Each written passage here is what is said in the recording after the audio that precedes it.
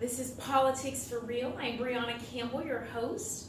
The United States is not the first and won't be the last country to have its democratic structure threatened by Russia. Apparently, Vladimir Putin is in strict opposition to democracy and anything that remotely resembles it. And if you're honest, you admit that many of President Donald Trump's decisions since he's been in office have been similar in nature to the autocratic rule of Vladimir Putin. This odd resemblance between the two, kind of makes it easy for me to believe that maybe the Russians helped Trump get into office. I mean, why wouldn't Vladimir Putin help an old friend, right? So we saw Russian interference in 2016 when the Prime Minister of Montenegro, Milo Djukanovic, and the Democratic Party Socialists made an attempt to collaborate with NATO. And this expansion was really viewed as a threat to Vladimir Putin. But Putin really had no right to interfere. He had no right. And it's not just that he interfered, but how. Apparently, funds were provided from Russian state entities to parties who were in opposition to the Prime Minister.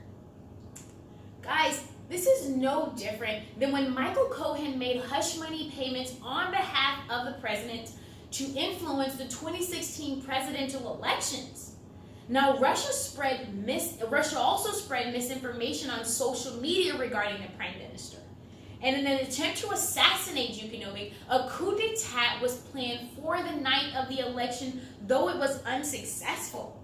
Because the prime minister's party won the next day.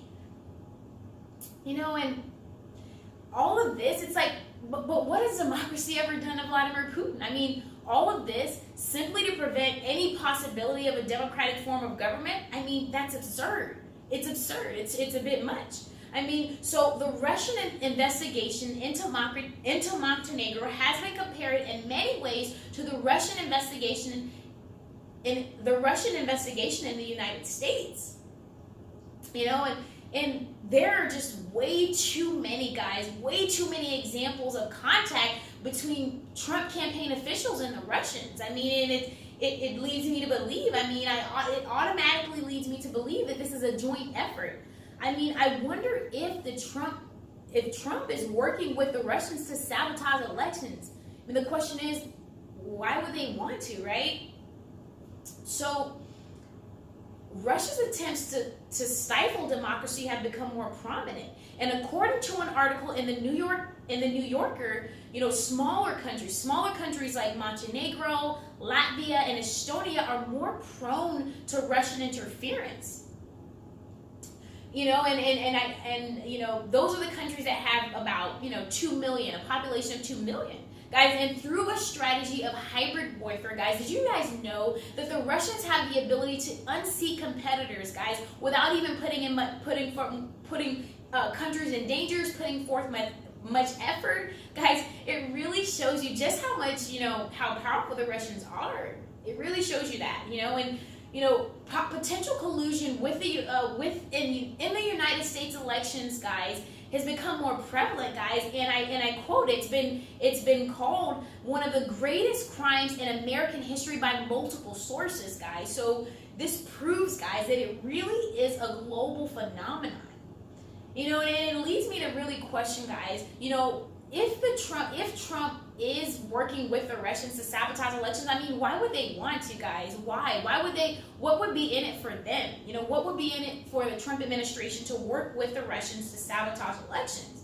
Guys, so just to end, Mark Warner, a senior United States senator from Virginia, warned us that of the 29 nations affiliated with NATO, each of them has admitted to some form of Russian collusion or Russian cyber incursions, guys. He said, and I quote,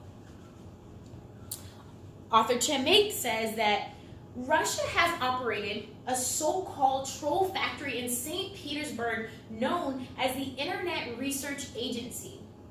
Clemson University professors Darren Linville and Patrick Warren have been combing through 9 million tweets from accounts linked to this troll farm. What they found was that fully 2/3 of the troll farm's tweets were in languages other than English. Guys, This really is a global phenomenon. This has been Politics for Real. Thank you so much for joining us today. See you next week.